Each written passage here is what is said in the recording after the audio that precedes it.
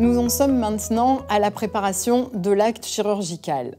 La patiente vient vous voir à l'officine avec une ordonnance qui vous fait comprendre qu'elle va subir une intervention.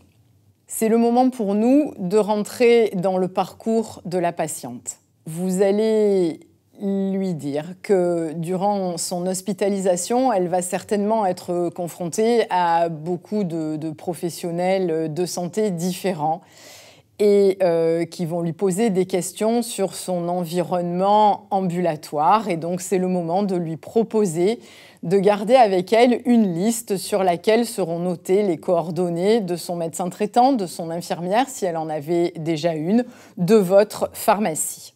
Vous allez mentionner à la patiente que dans le cadre d'un suivi conjoint avec les équipes hospitalières, vous serez certainement amené à transmettre des informations sur les traitements.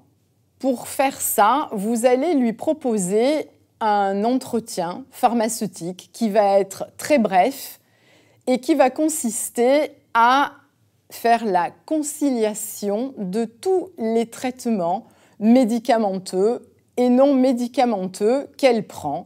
Et ces informations seront très utiles pour sa sécurité.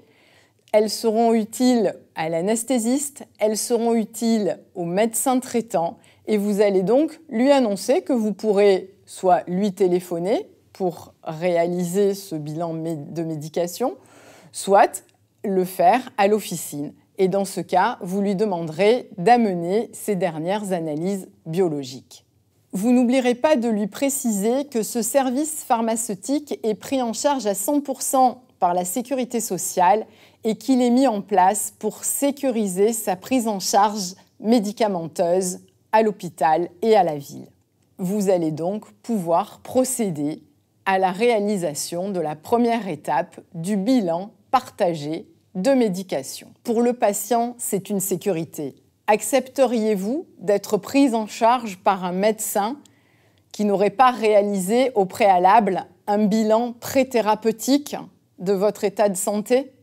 Pour vous, pharmacien, c'est aussi un avantage énorme. Vous allez, dans le cadre du bilan partagé de médication, recevoir des informations importantes sur la patiente. Même si c'est des patients que vous connaissez bien, souvent on apprend des choses importantes lors de cet entretien pour la prise en charge et pour la suite de l'accompagnement. Ce bilan partagé de médication, pour les équipes médicales, c'est aussi un gain de temps, puisque vous allez leur transmettre les informations que vous avez recueillies.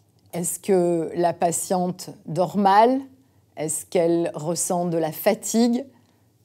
Est-ce qu'elle a évoqué avec vous des troubles de la sexualité? Est-ce qu'elle a des problèmes de peau? Vous allez transmettre tous les effets indésirables que vous allez recueillir au fur et à mesure de ces visites. Surtout, n'oubliez pas que nous sommes en PACA et que nous avons l'opportunité d'accompagner les patients fumeurs dans le cadre d'une prise en charge de l'Agence régionale de santé. Nous approfondirons également le bilan partagé de médication dans une autre séquence qui sera disponible ultérieurement.